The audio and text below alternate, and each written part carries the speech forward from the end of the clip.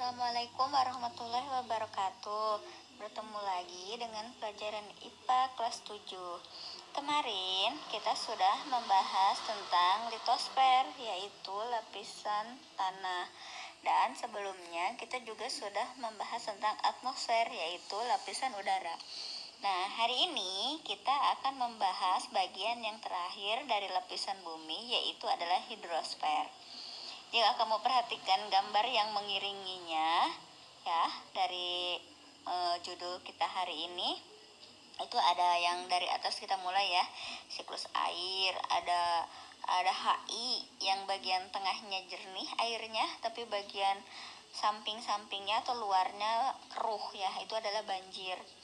Terus ada juga sungai tapi dipenuhi atau di tengah-tengah rumah pemukiman penduduk yang sangat banyak.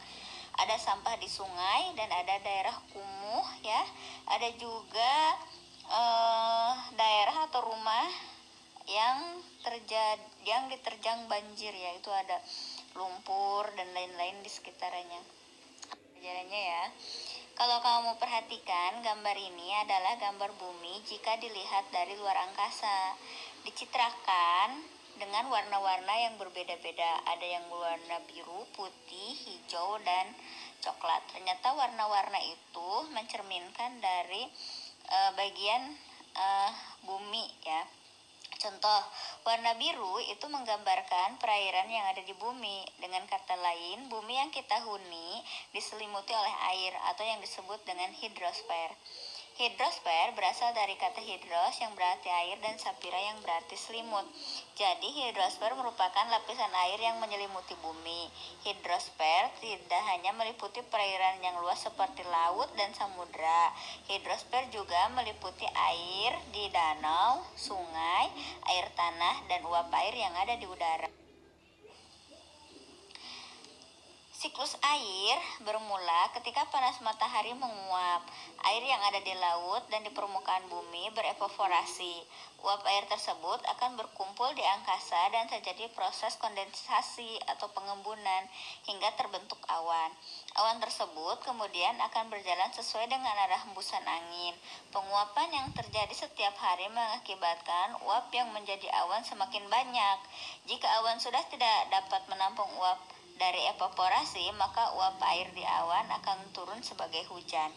Air hujan akan mengisi cadangan air yang berada di permukaan bumi. Proses ini berlangsung terus-menerus. Siklus terus-menerus seperti pada gambar ini. Air yang ada di tanah, yang ada di sungai, yang ada di cadangan air bersih, yang di mata air, salju, terus ada limpasan air permukiman. Nah, cadangan air yang ada di laut semuanya menguap oleh sinar matahari karena terkena panas, mengalami kondensasi ya, dan terjadilah pembentukan awan, sehingga ketika uap airnya begitu banyak di awan maka terjadi hujan. Nah, seperti kita sudah jelaskan tadi bahwa air memiliki siklus daur ulang yang berlangsung terus-menerus, mulai dari proses evaporasi hingga air jatuh kembali ke bumi dalam bentuk hujan. Siklus ini menjaga ketersediaan air di bumi. Akan tetapi, curah hujan yang terjadi setiap tahun tidak sama. Ada kalanya curah hujan rendah atau sedikit dan ada kalanya curah hujan tinggi.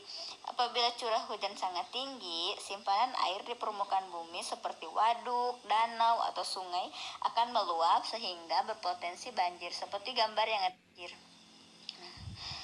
Banjir ini dapat disebabkan oleh beberapa faktor. Yang pertama, sudah jelas tingginya curah hujan yang menjadi salah satu faktor penyebab banjir.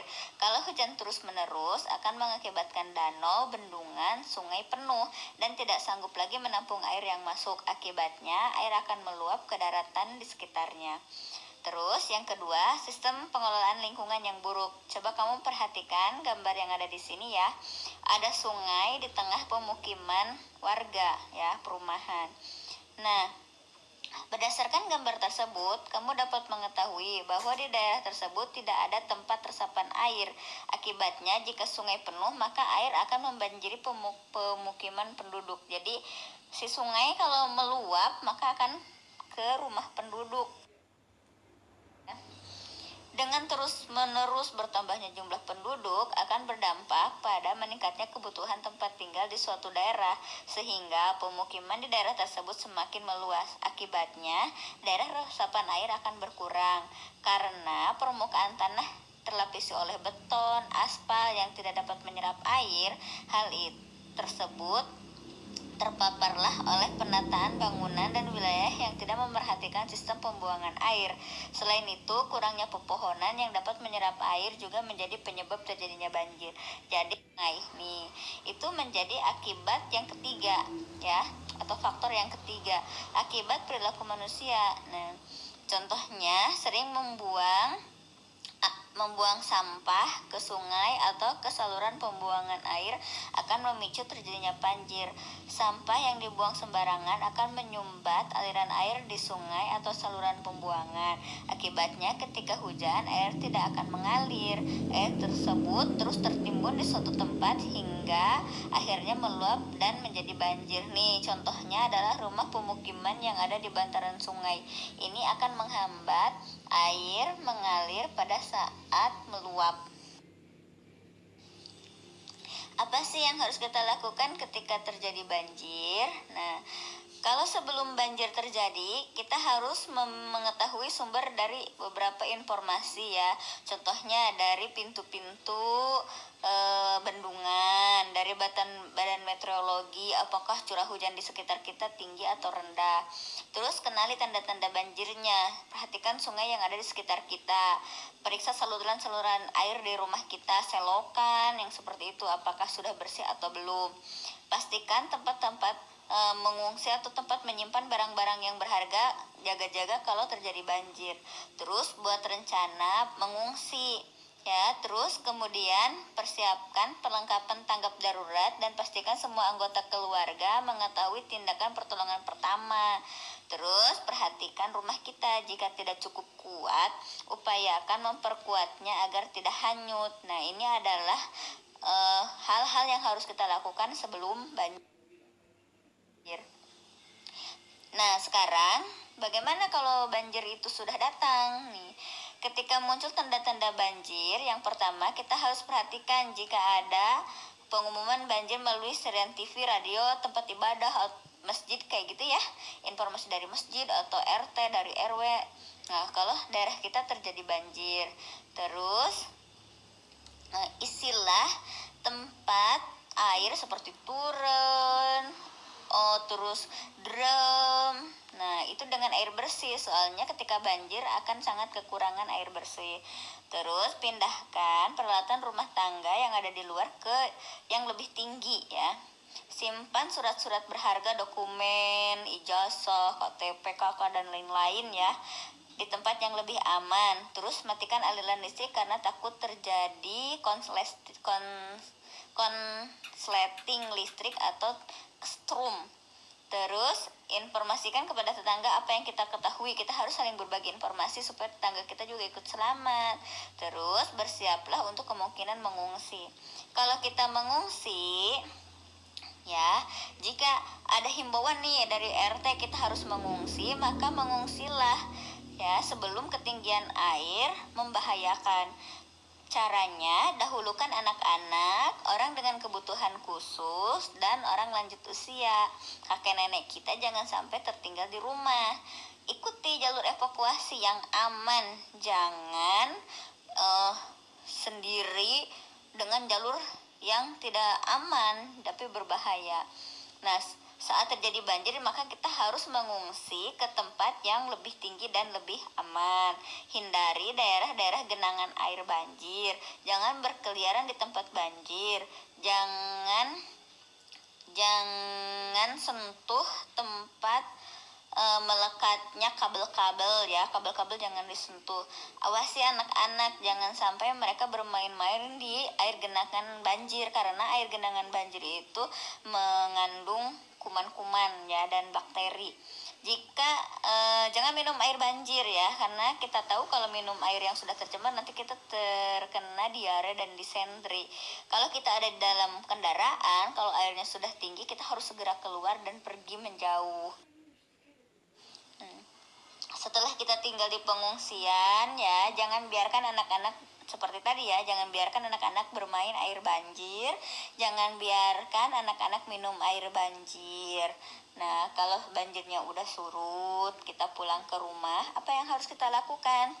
Yang pertama, jangan langsung masuk ke dalam rumah, tapi kita harus memeriksa dulu pakai alas kaki, sendal, sepatu bot, takut ada paku, kaca, dan lain-lain yang terbawa banjir. Periksa dinding rumah dan lantai kita, atap, pintu ya, apakah rusak atau tidak, karena takut roboh. Periksa kalau ada binatang nih. Binatang itu biasanya ikut terbawa banjir seperti ular, serangga, tikus ya, yang mungkin berbahaya. Terus perhatikan langit-langit, dinding ya, apa ada yang belah apa enggak, takutnya roboh. Periksa kabel, takut ada yang kebuka, nanti takut kita kesetrum. Periksa bahan-bahan yang mudah terbakar, contohnya minyak tanah, bensin, solar, spiritus, dan lainnya. Kalau kamu di rumahnya jualan bahan bakar ya, kalau di rumah yang nggak punya mah ya nggak usah diperiksa. Buang bahan-bahan makanan yang udah terendam banjir. Jadi bahan makanan yang sudah terendam banjir jangan dikonsumsi karena sudah tercemar. Periksa kerusakan spit tank. Nah ya, pembuangan WC untuk menghindari pencemaran. Biasanya kalau bekas banjir itu spit tank itu ikut meluap. Nah, itu bisa menyebabkan diare. Periksa sumber air bersih. Ingat, jangan minum air yang sudah terkontaminasi oleh banjir. Jangan biarkan anak-anak bermain di air banjir ya. Terus kemudian jangan memasukkan tangan kita ke lemari yang gelap atau ruangan yang gelap karena dikhawatirkan ada binatang yang hidup di situ ya, contohnya tikus, ular, dan lain-lain. Cuci tuh barang-barang yang ada di rumah kita dengan sabun dan anti kuman supaya kuman-kumannya mati. Nah, biasanya kalau habis banjir itu tikus dan lalat banyak berkeliaran. Nah, maka kita harus menjaga makanan kita jangan sampai dihinggapi oleh lalat dan dikerubungi oleh tikus. Nah, laporkanlah kerusakan fasilitas umum kepada pemerintah atau RT dan RW supaya nanti tim Sibat Siaga Bantuan Berbasis Masyarakat akan mengecek secara rutin pada saat banjir atau kondisi rawan banjir. Nah, dari situ kerusakan yang terjadi di rumah kita. Nah, dari penjelasan tadi, sekarang kerjakan soalnya ya. Nomor 1, apa yang dimaksud dengan hidrosfer? Nomor 2, jelaskan proses terjadinya siklus air. Yang ketiga, jelaskan faktor penyebab terjadinya banjir. Dan yang keempat, apa yang harus kita lakukan saat terjadi banjir. Ingat, yang ditulis cuma soal dan jawabannya. Terus fotokan hasil jawaban kamu dan saat pengerjaannya dan kirimkan melalui WA secara japri. Atas perhatiannya, sampai jumpa di materi berikutnya. Assalamualaikum warahmatullahi wabarakatuh.